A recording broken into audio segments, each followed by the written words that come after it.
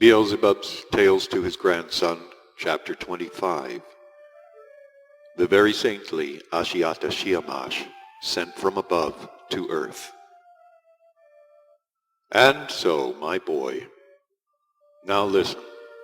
very attentively to the information concerning the most very saintly, now already common cosmic individual, Ashiata Shiemash, and his activities connected with the existence of the three-brained beings arising and existing on that planet Earth, which has taken your fancy. I have already more than once told you that by the all-most gracious command of our omni-loving Common Father Endlessness,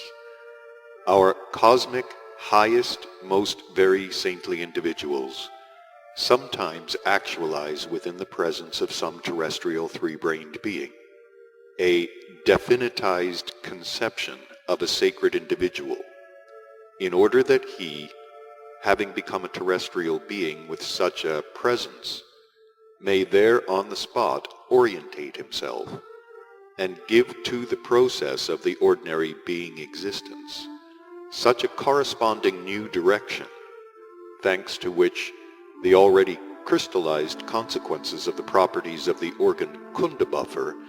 as well as the predispositions to such new crystallizations, might perhaps be removed from their presences. It was 7 centuries before the Babylonian events I have spoken of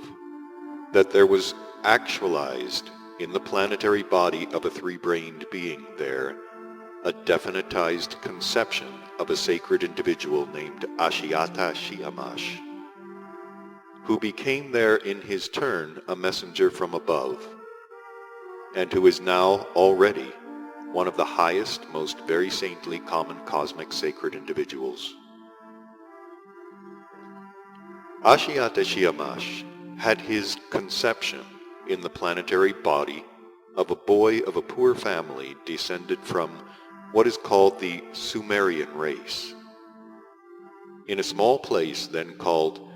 Pispaskana, situated not far from Babylon. He grew up and became a responsible being, partly in this small place and partly in Babylon itself, which was at that time, although not yet magnificent, already a famous city. The very saintly Ashiata Shiemash was the only messenger sent from above to your planet who succeeded, by his holy labors,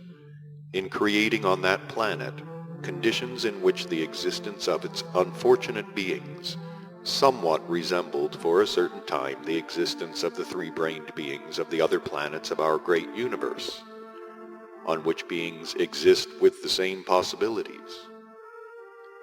And he was also the first on that planet Earth who, for the mission pre-assigned to him, refused to employ for the three-brained beings of that planet the ordinary methods which had been established during centuries by all the other messengers from above. The very saintly Ashiata Shiemash taught nothing whatever to the ordinary three-brained beings of the earth, nor did he preach anything to them, as was done before and after by all the messengers sent there from above with the same aim.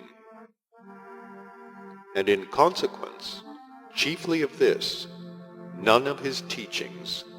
passed in any form from his contemporaries even to the 3rd generation of ordinary beings there, not to mention the contemporary ordinary beings there. Definite information relating to his very saintly activities passed from generation to generation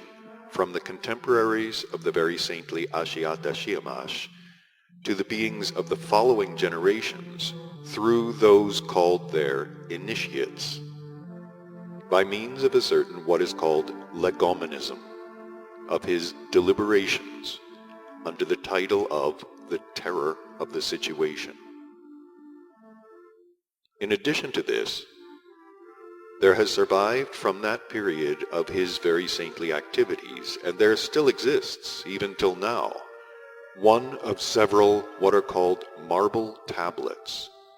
on which were engraved his counsels and commandments and sayings to the beings contemporary with him. And at the present time, this surviving tablet is the chief sacred relic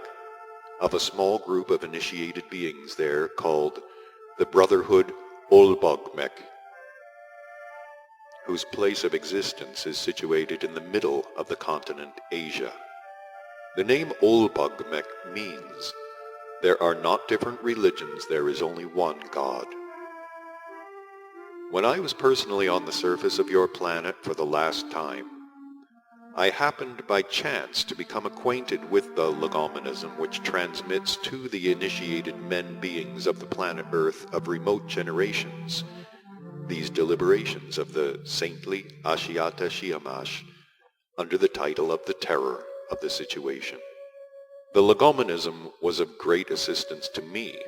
in elucidating certain strange aspects of the psyche of these peculiar beings. Just those strange aspects of their psyche which, with all my careful observations of them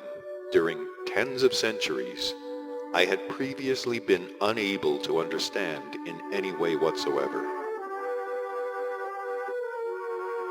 My dear beloved grandfather, tell me, please, what does the word legomenism mean? Hassan asked. This word legomenism, replied Beelzebub, is given to one of the means existing there of transmitting from generation to generation information about certain events of long past ages through just those three-brained beings who are thought worthy to be and who are called initiates. This means of transmitting information from generation to generation had been devised by the beings of the continent Atlantis. For your better understanding of the said means of transmitting information to beings of succeeding generations by means of a legomenism, I must here explain to you a little also about those beings there whom other beings called and call initiates. In former times, there on the planet Earth, this word was always used in one sense only,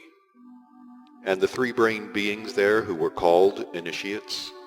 were those who had acquired in their presences almost equal objective data which could be sensed by other beings. But during the last 2 centuries, this word has come to be used there now in 2 senses. In one sense, it is used for the same purpose as before, that is to say, those beings there are so named who became initiates thanks to their personal conscious labors and intentional sufferings. And thereby, as I've already told you, they acquire in themselves objective merits which can be sensed by other beings irrespective of brain system, and which also evoke in others trust and respect. In the other sense, those beings call each other by this name who belong to those what are called their criminal gangs, which in the said period have greatly multiplied there, and whose members have as their chief aim to steal from those around them only essence values. Under the pretense of following supernatural or mystic sciences, these criminal gangs there are really occupied, and very successfully, with this kind of plunder. And so, any and every genuine member of a gang there is called an initiate. There are even great initiates among these terrestrial initiates. And these great initiates, especially at the present time, are made out of those ordinary initiates of new formation, who in their virtuoso affairs pass, as is said there, through fire, water, copper pipes, and even through all the roulette halls of Monte Carlo. Well then, my boy, legomenism is the name given to the successful transmission of information about long past events which have occurred on the planet Earth from initiates to initiates of the first kind, that is, from really meritorious beings who have themselves received their information from similar meritorious beings. For having invented this means of transmitting information, we must give the beings of the continent Atlantis their due. This means was indeed very wise, and did indeed attain their aim. This is the sole means by which information about certain events that proceeded in times long past has accurately reached the beings of remote later generations. As for the information which passed from generation to generation through the ordinary mass of beings of that planet, it has either completely disappeared, having been soon forgotten, or there remains of it, as our dear Mullah Nasruddin expresses it, only the tail and mane and food for Scheherazade. Hence it is that when a few scraps of information about some event or other do happen to reach the beings of remote later generations, and the learned beings of new formation there concoct their hotchpotch out of these scraps, there then occurs a most peculiar and most instructive phenomenon, namely, when the cockroaches there chance to hear what is in this hotchpotch, the evil spirit of Saint Vitus, existing there, immediately enters their common presences and begins to rage quite merrily. How the contemporary learned beings of the planet Earth concoct their hotchpotch from scraps of information which reach them is very well defined in one of the wise sentences of our dear Mullah Nasruddin, which consists of the following words: "A flea exists in the world just for one thing, that when one sneezes, that deluge should occur with the descriptions of which our learned beings love so much to busy themselves." I must tell you that when I used to exist among your favorites, it was always difficult for me to refrain, as your favorites say, from laughter, when one or another of the learned beings there delivered a lecture, or related to me personally about some past events of which I had myself been an eyewitness. These lectures or stories there are crammed with fictions so absurd that even if our arch-cunning Lucifer or his assistants tried to invent them, they could not succeed.